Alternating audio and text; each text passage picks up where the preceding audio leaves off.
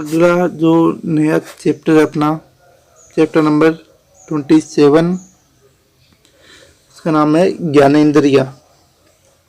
ठीक है, part number 27, क्या नाम है? ज्ञानेंद्रियां।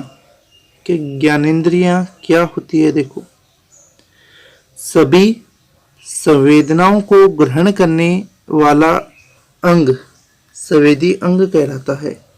पिछले पार्ट के अंदर हमने कंप्लीट कर लिया था तंत्रिका तंत्र के अंदर कि संवेदनाओं को ग्रहण किया जाता है, उद्दीपन से संवेदनाओं को ग्रहण किया जाता है। तो संवेदनाओं को ग्रहण करने वाला जो अंग है उस अंग को संवेदी अंग कहते हैं। संवेदनाओं को ग्रहण करने वाले अंगों को क्या बोलते हैं?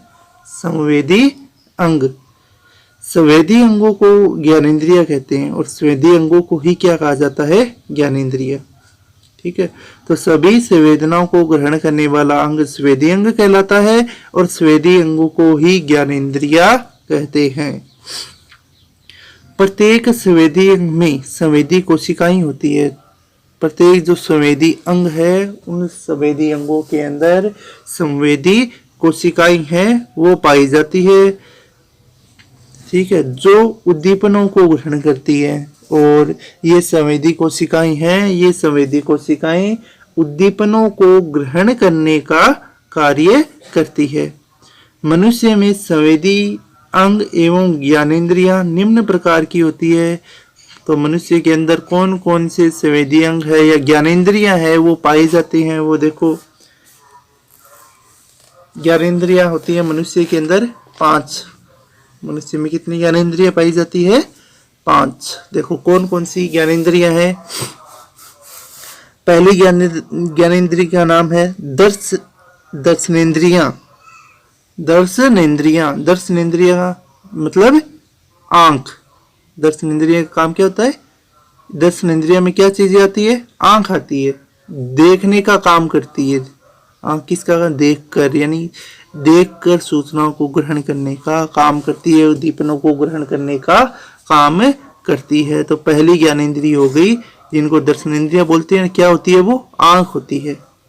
ठीक है, दूसरी होती है स्वर्णेंद्रियां। स्वर्ण यानी सुनना, यानी सुनने में कौन सा आएगा? कान। काम क्या हो गया? सुनकर सूचनाओं को ग्रहण करता है। तो पहली ज्ञानेंद्रिय हो गई आंख, दूसरी ज्ञानेंद्रिय का नाम हो गया कान। तीसरा है स्पर्शनेंद्रियां। स्पर्शनेंद्रिय यानी स्पर्श करके महसूस हो उद्दीपन को ग्रहण करें, और वो हो जाएगी त्वचा। स्पर्शनेंद्रिय कौन सी है? त्वचा। स्पर्श करके त्वचा कैसे उद्दीपनों को ग्रहण करेगी? स्पर्श करके उद्दीपनों को ग्रहण करने का कार्य करती है। नंबर 4 नंबर पर आता है स्वादेंद्रियां। स्वादेंद्रिय यानी स्वाद। स्वाद से क्या संबंधित, कौन सा अंग संबंधित है? जीभ स्वाद से संबंधित है। और लास्ट आती है ज्ञानेंद्रियां। घ्राण ग्रहण करने का काम करती है। नाक, इसका काम होता है सूंघकर। तो मनुष्य में कौन कौन सी ज्ञानेंद्रियां पाई जाती है? 5 ज्ञानेंद्रियां पाई जाती है। कौन कौन सी है? आंख है, कान है, त्वचा है, जीभ है और नाक है। ये 5 ज्ञानेंद्रियां है वो मनुष्य के अंदर पाई जाती है। आंख, कान, त्वचा, जीभ और नाक। आंख देखकर, कान सुनकर, त्वचा स्पर्श करके, जीभ स्वाद और नाक है वो सूंघकर। तो ये 5 ज्ञानेंद्रियां हैं। इनके बारे में हमें इस पाठ के अंदर पढ़ना है। ठीक है, तो 5 में से सबसे पहली जो ज्ञानेंद्रिय है अपनी दर्शनेंद्रियां। दर्शनेंद्रिया में क्या आता है? आंख, देखकर काम करती है। ये अपना टॉपिक है वो स्टार्ट करेंगे। टॉपिक 1 दर्शनेंद्रियां। मानव में एक जोड़ी नेत्र पाए जाते हैं। मनुष्य के अंदर एक जोड़ी है वो नेत्र होते हैं। ये संवेदी अंग के रूप में संवेदनाओं को ग्रहण कर दृष्टि का ज्ञान करवाते हैं, यानी संवेदी अंग होते हैं, संवेदी अंग होते हैं तो ये संवेदनाओं को ग्रहण करते हैं, तो संवेदी अंग के रूप में संवेदनाओं को ग्रहण करके ये दृष्टि का यानी देखने का ज्ञान है वो करवाते हैं। ठीक है, अब नेत्र है वो किस प्रकार का होता है, कैसी इसकी संरचना होती है वो देखो।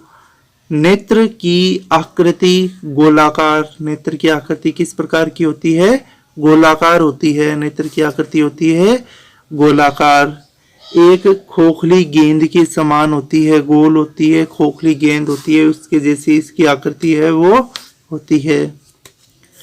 इसमें कई संरचनाएं पाई जाती है और इस खोखली गेंद के अंदर जो गोल संरचना है नेत्र के अंदर कई सारी संरचनाएं हैं वो पाई जाती है।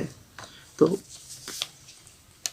नेत्र की आंतरिक संरचना की नेत्र के अंदर कौन कौन सी संरचना है वो पाई जाती है, देखो डायग्राम के अंदर सभी, ये है नेत्र की संरचना। तो इस प्रकार से नेत्र की संरचना है वो होती है। अब इस नेत्र की संरचना में देखो क्या क्या हमें दिखाई देता है। ये गोल संरचना हो गई, सबसे बाहरी गोल संरचना है, ये गोल संरचना हो गई नेत्र की। इस गोल संरचना में सबसे जो आगे वाला भाग है, ये वाला भाग, ये थोड़ा सा उभरा हुआ होता है। नेत्र के अंदर सबसे आगे वाला भाग क्या होता है, थोड़ा उभरा हुआ, और इस उभरे हुए भाग को कॉर्निया कहा जाता है। इस उभरे हुए भाग को क्या कहते हैं, कॉर्निया। ठीक है, इस कॉर्निया के पीछे की ओर ये देखो एक लाल कलर की डॉट से जो दर्शाया हुआ, ये एक द्रव होता है। कॉर्निया के पीछे क्या होता है, एक द्रव। इस द्रव को जलीय द्रव कहते हैं। इस द्रव का नाम क्या होता है, जलीय द्रव। ठीक है, ये हो गया जलीय द्रव। ठीक है, इस बाहरी जो संरचना है, इस बाहरी संरचना को श्वेत पटल कहते हैं। ठीक है, श्वेत पटल का ही आगे वाला भाग, उभरा हुआ भाग है वो कॉर्निया कहलाता है। इस बाहरी संरचना को क्या कहेंगे हम, श्वेत पटल। तो कॉर्निया हो गया, श्वेत पटल हो गया, जलीय द्रव हो गया। ठीक है, अब आगे देखो, श्वेत पटल के नीचे एक और जो परत है वो पाई जाती है, उस परत को बोलते हैं रक्तक पटल। रक्तक पटल है वो आंख को रक्त प्रदान करने का, रक्त केशिकाएं इसमें जाती है, रक्त केशिकाएं इसमें जुड़ी हुई होती है। तो रक्त केशिकाएं है आंखों को पोषण प्रदान करने का कार्य करती है। तो रक्तक पटल है वो आंखों को पोषण प्रदान करने का कार्य करता है, जो श्वेत पटल के नीचे की ओर पाया जाता है। ठीक है, फिर आगे की ओर चलते हैं। देखो ये जलीय द्रव्य, जलीय द्रव्य के बाद में एक ऐसी मांसपेशियों की संरचना आती है। इस मांसपेशियों की संरचना को आइरिस कहा जाता है। मांसपेशी की संरचना ये क्या कहलाती है, आइरिस। आइरिस के पीछे एक होता है लेंस। आइरिस के पीछे क्या पाया जाता है, नेत्र लेंस कहते हैं। ये नेत्र लेंस है, इसी से ही हमें चीजें हैं वो दिखाई देती है। ये लेंस हो गया, लेंस है। और ये रक्तक पटल के नीचे की ओर पाई जाती है रेटिना, जहां पर प्रतिबिंब बनता है। रेटिना पर क्या बनता है, प्रतिबिंब। ये यहाँ पर पाया जाता है, ये रेटिना भाग है। ये कौन सा भाग है, रेटिना का। और रेटिना और लेंस के बीच के अंदर एक द्रव्य पाया जाता है। इस द्रव्य को बोला जाता है काचाभ द्रव्य। काचाभ द्रव्य, काचाभ द्रव्य। ये कौन सा द्रव्य है, काचाभ द्रव्य। ठीक है, रेटिना के पास में एक छोटा सा बिंदु समान संरचना पाई जाती है। दो संरचनाएं पाई जाती है, एक तो होता है पित्त बिंदु और एक नीचे की तरफ होता है अंध बिंदु। अंध बिंदु के ऊपर प्रतिबिंब का निर्माण नहीं होता है। ठीक है, रेटिना से तंत्रिकाएं निकली रहती है। इन तंत्रिकाओं को दृष्टि तंत्रिकाएं कहते हैं।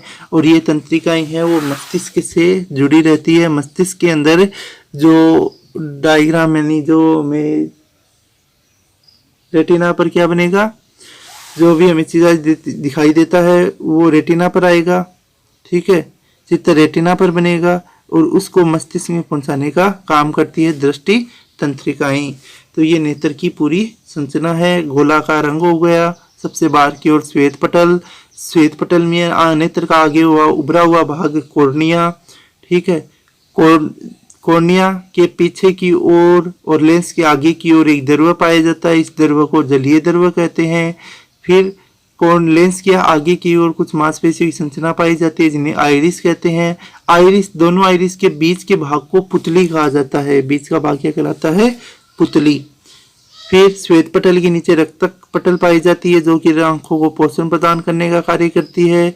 इसके पीछे की ओर रेटिना होता है जहां पर प्रतिबिंब का निर्माण होता है।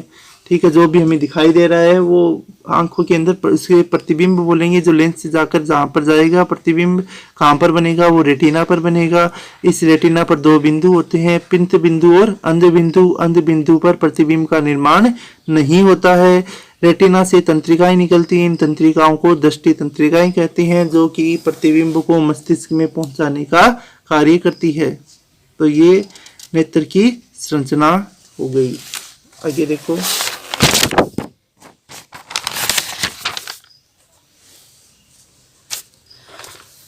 नेत्र गोलक की भित्ति में 3 परतें होती है, यानी नेत्र गोलक है उसकी ऊपरी भित्ति के ऊपर 3 परतें हैं वो पाई जाती है। सबसे पहली परत का नाम है श्वेत पटल। यह सबसे भारी परत होती है, श्वेत पटल है। सबसे बाहर की ओर जो परत होती है उसको श्वेत पटल कहते हैं। यह 2 भागों से मिलकर बनी होती है। इसके 2 भाग होते हैं श्वेत पटल के। कॉर्निया जो नेत्र कोटर का लगभग 1/5 भाग बनाती है। इन सबसे आगे वाला भाग है कॉर्निया जो कि नेत्र गोलक का 1/5 भाग है वो बनाती है। यह महीन तथा पारदर्शक होती है। शेष 4/5 भाग है वो सक्लेश कहलाता है। ठीक है, फिर अगला जो भाग है वो है रक्तक पटल। जो रक्तक पटल है यह मध्य परत होती है। इसमें रक्त वाहिनियों का जाल होता है। तो मध्य पटल है वो रक्तक पटल होती है और इस पटल के अंदर रक्त वाहिनियों का एक जाल है वो पाया जाता है। इसकी भीतरी सतह पर रंग कणिकाएं उपस्थित होती है जो आंखों को रंग प्रदान करती है। ठीक है, रक्तक पटल पर रंग कणिकाएं पाई जाती है जो आंखों को रंग प्रदान करती है। हम देखते हैं अलग अलग व्यक्तियों की आंखें हैं वो अलग अलग कलर की रंग की होती है, जैसे काली है, भूरी है, नीली है। तो ये रंग प्रदान करने का कार्य रंग कणिकाएं करती है।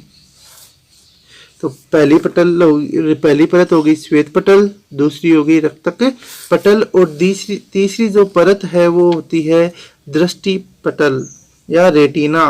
यह सबसे भीतरी परत होती है। यह 2 प्रकार की संवेदी कोशिकाओं की बनी होती है। एक तो होती है रोड्स और एक होती है कॉन्स। रोड्स और कॉन्स। ठीक है, तो डायग्राम में देखते हैं वापिस एक बार कि कौन कौन सी परत है वो नेत्र के अंदर कहाँ पर पाई जाती है। तो ये 3 परत है नेत्र के ऊपर वो पाई जाती है। बाहर की ओर है श्वेत पटल, 2 नंबर पर आती है रक्त पटल और 3 नंबर पर आता है दृष्टि पटल यानी रेटिना। ये 3 परत है और नेत्र के ऊपर पाई जाती है। श्वेत पटल है उसका आगे वाला भाग है वो कहलाता है कॉर्निया जो 25% भाग होता है और बाकी भाग है वो होता है श्वेत पटल जिसे सेलेक्स कहते हैं। ये रक्त पटल जो आंखों को पोषण प्रदान करने का कार्य करती है और इसके अंदर रंग कणिकाएं होती है और ये रंग कणिकाएं रंग कोशिकाएं है वो आंखों को रंग प्रदान करने का कार्य करती है। आंखों के ऊपर जहां पर प्रतिबिंब बनता है उस भाग को बोलते हैं रेटिना। रेटिना में रोड और कॉन्स संरचनाएं हैं वो पाई जाती है।